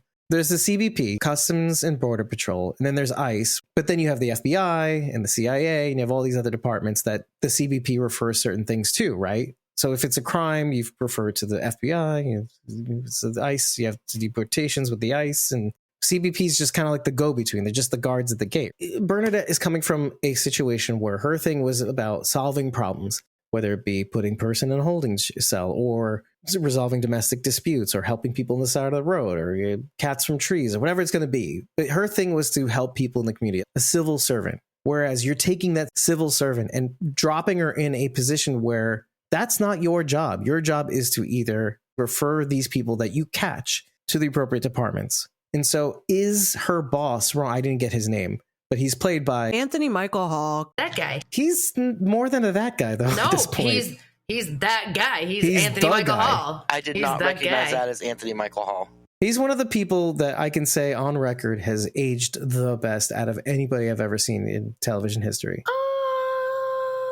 He was nerdy, and then he became arguably sexy. Oh. I think Paul Rudd owns the age best. No, he's a guy that never changes. I'm talking about the glow up. Like, who is this guy? Oh, he was the nerd from the Breakfast Club. Anyway, he's her boss in the show, Bernadette. And so I was trying to see his argument. I'm like, well, is that really her job? And is that a point of contention? Because he's speaking to her quite as a man of his time. A little misogyny never hurt anybody in the 70s, I guess. So and you have to kind of keep that in mind. So you're in 2025 trying to judge somebody from 1972, which we found out in this episode we are in 1972 because of Hanoi Jane overheard in this episode as Bernadette goes to speak to the mom and the kid. So this is 3 years later? Well, not that much longer after she got the Customs and Border Patrol job. The second season is in 1969, though, I thought. Right, because I think it's 71. No, 71. No, they televised the moon landing. That was 69. There was 2 moon landings. Yeah. There was one in 69 and one in 71. Well, they're making such a big deal out of it. I thought it was the first one. Rachel. I thought that Thank too, you. but at the very beginning of season 2, they put up 1971 on the screen. Yeah. You guys. We were debating how many years it had been, and Bridget and I were both under the impression that they were watching the first moon landing because they were making such a big deal out of it. I was under that impression. Thank you. I mean, But they did say the name of an astronaut, and I'm like, that's not right. in 1971, it still was a big deal, though. Why was it though? Because it's not even real. That's true. Well, actually, the second one might have was been real. Yeah, the second one was real. The first one was The first one was not. actually not real. I'm The sorry. first one, they were I'm just sorry. like, "Hey, look, we got here," so that made the second ones be like, "Oh, okay, we can make it." I can't get reception on the way to work, but we flew to the moon. Get out of here. Okay. And televised okay. it. Okay. And televised it. Okay. Listen, Bridget, they don't make them like they used to, so proof positive. So when you see Bernadette make the argument and everybody's kind of like rolling their eyes at her, I tried to see actually the other side of that. And I wondered if that was her job, because you want her to continue being the Bern that we know. But at the same time, this is what you opted in for. You wanted to reach for a higher position, but you didn't realize what that would mean. Not being the person that you used to be. Kind of like Chee in the last season. Kind of going off what we were saying, Sharon. Chee still wanted to be in the police business, but he didn't want to be a policeman. So he became a private investigator. But then he realized it's just pulling me back to where I started anyway. By the way, I wanted to say this in the recap, but I'm like thinking to myself, they mentioned this offhand at the end of the season. Gordo Sena was going to step down as sheriff. And Leaphorn is like, yeah, I'm not into the politics of it. And I said, okay, why don't one of you step down and maybe Bernadette could be sheriff? Or you could just retire, Leaphorn. You look like you're out of sorts. You did a thing at the end of the second season. Maybe you just take a break and do something. Maybe you become the PI. No, and Dave, can he's take got to your keep job. a close eye on it in case anyone goes digging around. Obviously, that's what you do if you commit a murder. You stay in it so that you can keep an eye on what people are figuring out. Duh. Technically, he didn't kill BJ Vines. BJ Vines died from exposure. And unless they can prove that he drove him out there. Well, it would be a kidnapping charge at minimum. In the dream sequence at the beginning, when he was crawling on his belly and his feet were making tracks behind him, it almost looked like the wheel tracks that he left behind when he left BJ Vines out in the wilderness. Oh, yeah. I think that is deeply tied to BJ Vines and having left him out there too. It's kind of like what you guys were saying in the recap. I think there is a sense of it's never over. Whatever we've seen in the last few seasons, we're never done with it. And there's always more to it. Speaking of, you get to the end of the episode, Sena, which by the way, I love that you pointed out that he was in Longmire because he plays a completely opposite character in this series that he does in Longmire, and it's something to behold. He tells Sena to pull the thing out of Ernesto Cata's mouth. And he's like, I don't want to do it. He's like, you're the most capable person to do it. Just do it, Gordo. This thing that the archaeologist, her name is Eddie Isaacs? No, it's Oscar Isaacs. Sorry. Wow, you're just really struggling with the Isaacs last Wow. name. It's Teddy Isaacs, She did actually. not look like Oscar Isaacs to me at all. No, she looked They like... put on a lot of makeup. It's Oscar Isaacs. You didn't know the accent? Anyway, so no, it's Teddy Isaacs, actually, which was why I thought, oh, it's like a guy's name. They had both said something about lance points, and I looked that up. The Folsom people are Paleo-Indian people who created the most advanced type of stone weaponry. It's fluted, it's flaked, it's constantly being shaved down or fluted and edged to have the most effectiveness. When they pulled what they pulled out of Ernesto Cata's mouth, it looked exactly as how one would describe a lance point. It's a stone-edged, well, fluted yeah, she thing. acted so suspicious, Dave. She might as well have been like, hey, we're guilty here at this place. Yeah, I'm guilty. Oh, Mr. Reynolds is being delayed from the conference. No, I killed him too. She was so sus. Wow, okay. Everything about her, I was like, something's up with this. This kid's death relates to this, some archaeological find or something. 100%. You know, it's interesting that you say that, because what if what you're saying is true and that's a simple wrap it up, and what if it's bigger than what it is?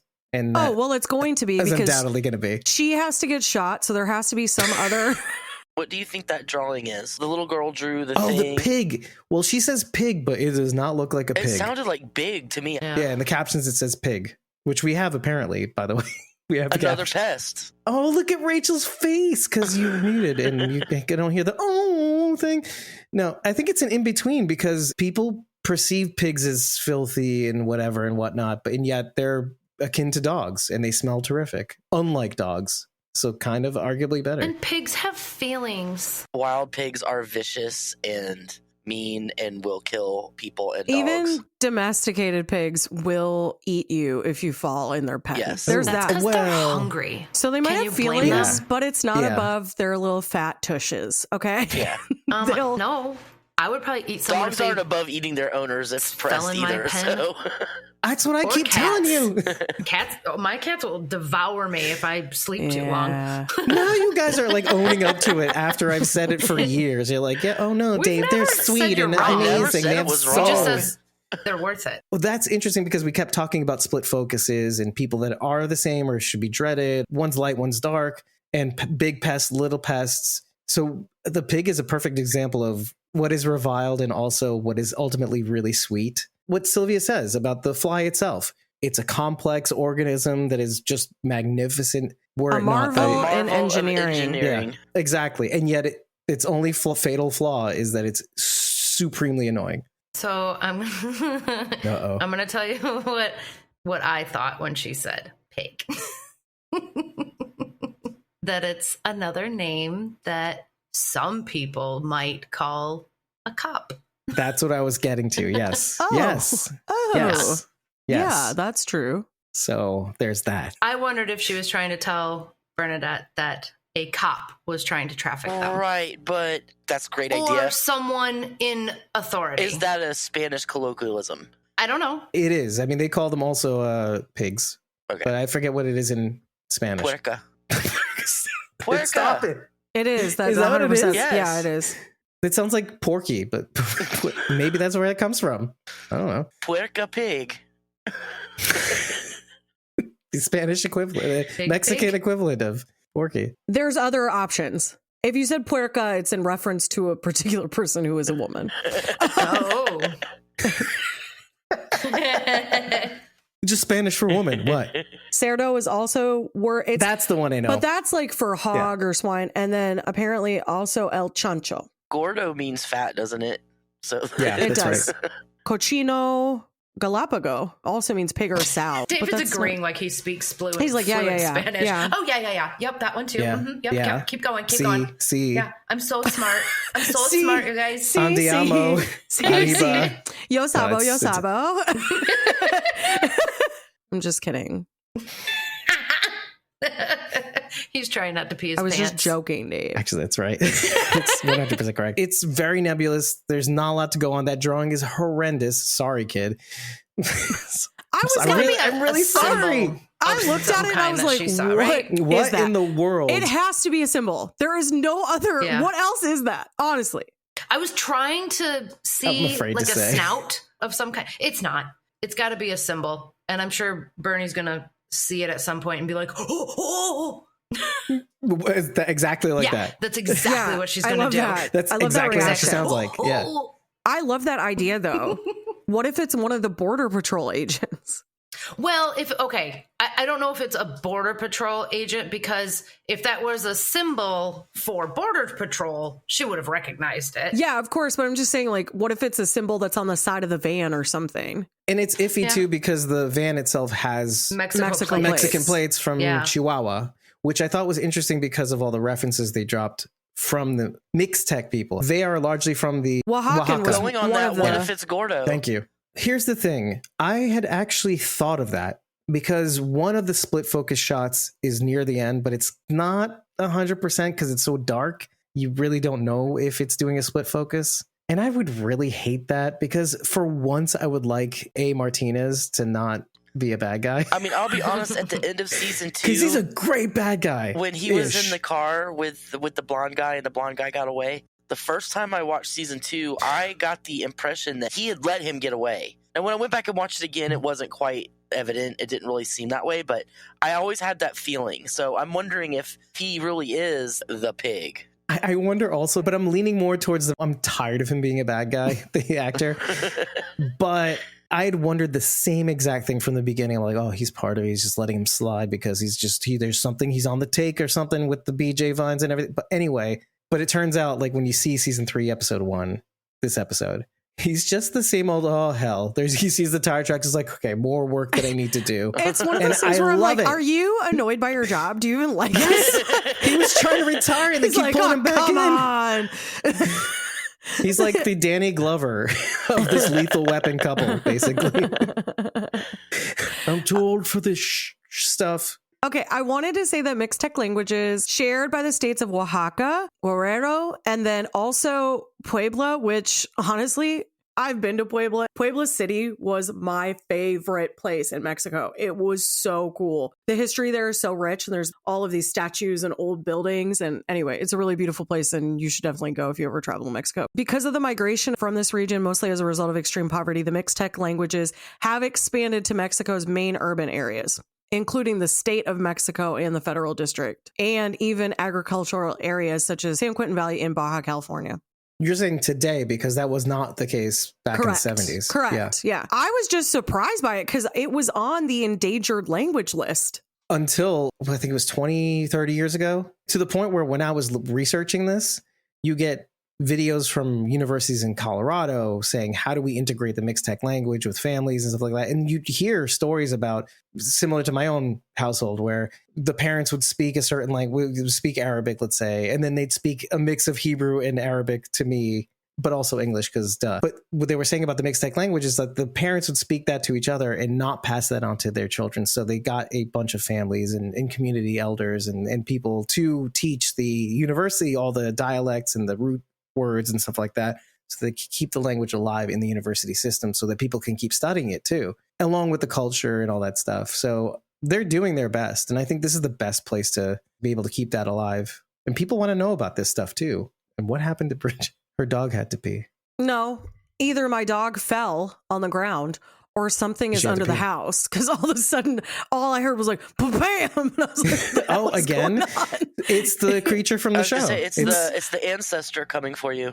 Oh my God, please no, because that shot where it like pans over and the Joe's Twiggies and then it rises up. I was like, oh my God, it's a zombie. It was so terrifying to me. Speaking of, okay, this is something that you guys I don't know who did that makeup, but man, oh man. One of the things that I really loved about the series from the first frame is how like the title sequence is very reminiscent of the earlier seasons of The Walking Dead. There's that vibe, that kind of sepia picture frame vibe to it. In the title sequence is all the elements from the season that you will be seeing. And you did get that sort of feel from The Walking Dead, is that even though they were more or less the same for the first 8 seasons, each title sequence had a little tweak to it as people left and joined the show, and involved different prop elements in the title sequence to kind of signify where people were at.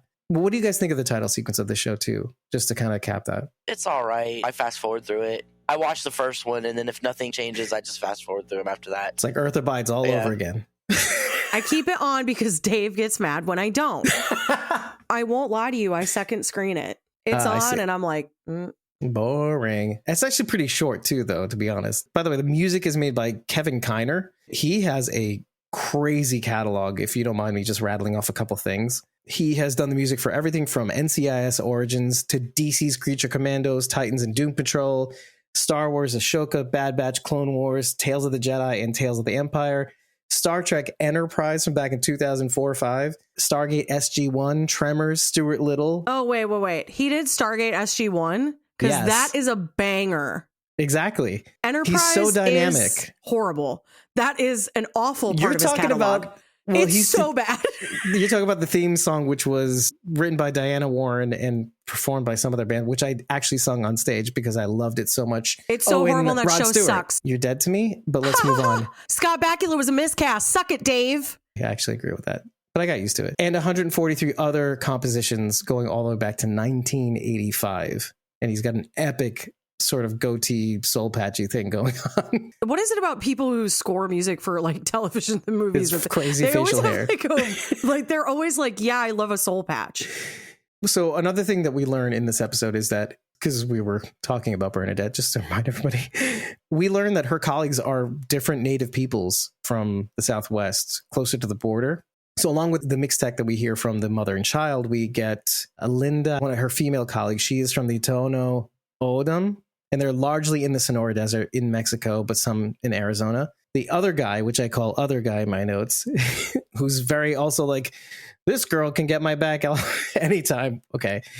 He speaks Yaqui. Yaqui is also from the Sonora Desert. It has Aztecan roots, basically. We're getting like an eyeful of like all these different indigenous peoples from the region. Yaqui. It's spelled Yaqui, in case you wanted to know. Yes, I did see that when I was looking something up.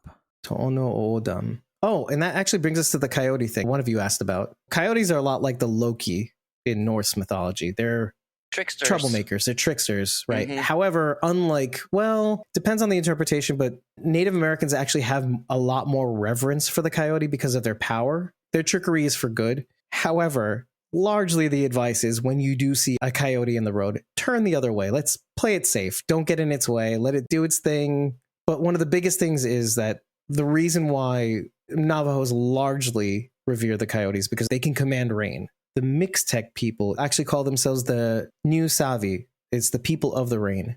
It's N with the squiggly UU, capital SAVI. So I thought that was kind of an interesting tie to the coyote. They basically test the bounds of order, which I thought was particularly key for this series. Just like Joe Leaphorn is testing the bounds of order, or maybe even Silvia Washington, depending on how far she's willing to go to get to the truth. Obviously, they find the body of Ernest Acata at the end. So he's been murdered, shoved in a storm drain above them. What does this mean for bow legs? Does it look like the bike that they found in the original scene after the phone call? Looks like claw marks because your brain is automatically broken from the first scene that you see with the creature and everything, which is terrible because it's such misdirection. Looks like a machete. Really? No, we saw the monster in the first scene. It's a monster. I hope it's not like somebody trying to scare natives off of the land or something so they can hunt for archaeology or something like that. Like that was season 1 and 2. I was going to say season 1 was a misdirect. They were using the folklore and legends of the native people to scare them away from investigating the murders any further. That was Benjamin So, not really Benjamin James. That was not Benjamin So. Yeah, not Benjamin So. And Frank Nakai. Not the father. So maybe it's Nakai who is the monster coming back for his... See, I was sort of thinking that, but then I was thinking, okay, do they really want to go hard on some things not being over yet? How hard do they want to go? Know, because maybe it would be too much if it was coming from season 2 to season 3, but because there's been a season in between, has enough time passed for Nakai to come back now. And is he all jacked up and burnt in the face and messed up looking? Oh, you don't know. Oh, yeah, well... Yeah, just because you survived something doesn't mean you survived unscathed. That's a great point. Wow, dude, that is messed up, but also genius. Because here's the thing. I was thinking throughout that season, he's kind of a dickbag. Nakai? Yeah. He's not horrible. And yet he's not the worst because he kind of makes a turnaround at the end. Well, it's not that. He has principles. That's really what it is. Right. He has principles. Ben James, whatever. Not the father, not Benjamin so. Has it's so much easier. Sorry, he's willing to negate his principles because he's like, no, I would rather just have the money so that we can just take care of these things. I'm doing this for everybody else's good, so I don't worry about who gets harmed in the process.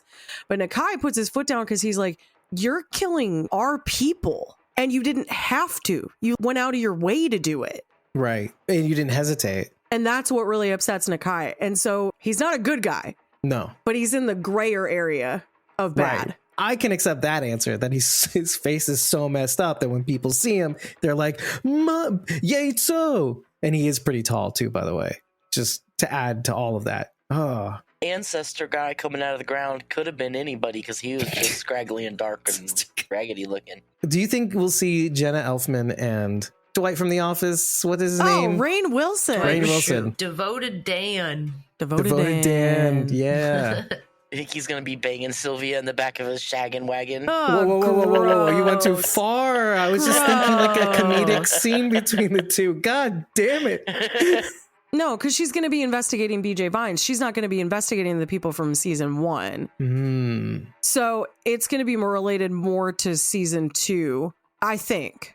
But you never know, because she could dig into other stuff. There's no reason for them not to maybe connect the first and the second seasons in some spooky manner of some kind. Because they're already starting to lay the groundwork a little bit for that everything is really kind of connected.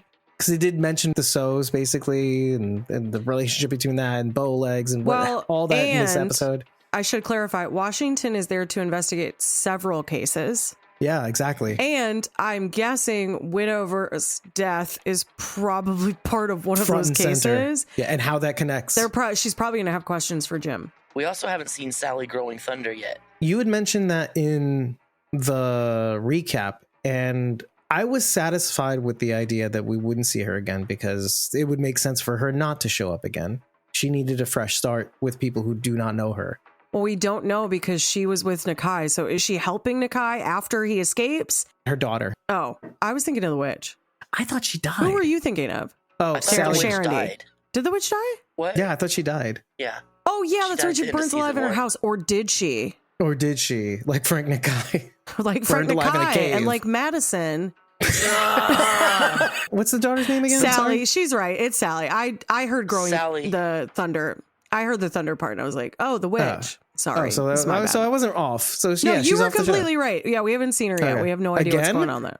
Oh my gosh. Oh my I'm so humble again. I'm so I'm sorry, you guys. I've given him too long a leash. I know you got to yank it back. I've given him 2 examples in which he's been right in this episode. You should have done what Leaphorn did with the blonde man. You should have tied a rope around me and just pulled. Just pulling every time I got out of line. So if you like what you heard, sorry. Head over to ratethis.com/SquawkyDead 5 stars and a Lance point is all we need to know that you love us. But tell us what you liked. Tell us what you didn't like. Tell us what you think we might have missed. Just remember to tell us after every single episode. It does count. Say whatever you want. Just say something. And if you really like what we're doing, head on over to either ko-fi.com/SquawkyDead or patreon.com/SquawkyDead and just follow us. Usually we will have the schedules up for you to join us in the studio in the real-time chat for you to give us your thoughts and feelings and things. Because guess what? Hey, listen, The Last of Us is coming in April. The Walking Dead Dead City is coming in May. Fallout's probably coming in May, also in June or something to that effect that will probably make us want to kill ourselves. But that's something you can say on the internet now, right? That you couldn't say anymore? Unalive yourself. Unalive myself. Unalive you.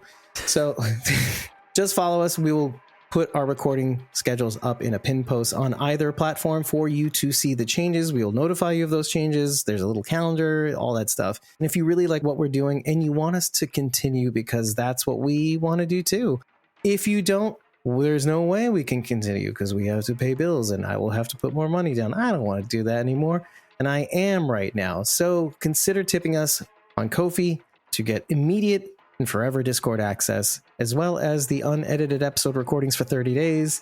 If you happen to join a membership tier for as little as $4 a month, you can get that and more in Discord, more access to channels. If you join the Whisperers, Survivors, and Great M tier, you will get a free classic t-shirt upon signing up. Join the Survivors or Great M tier, you can show up alongside us in these episode breakdowns as we discuss these episodes so that your voice can be heard and your face can be heard. Because your face is very loud. But not now, and not these. Not Dark Winds. I've been your host, David Cameo, and I was joined by... Me, CosmoMom09. Blazy Gardner.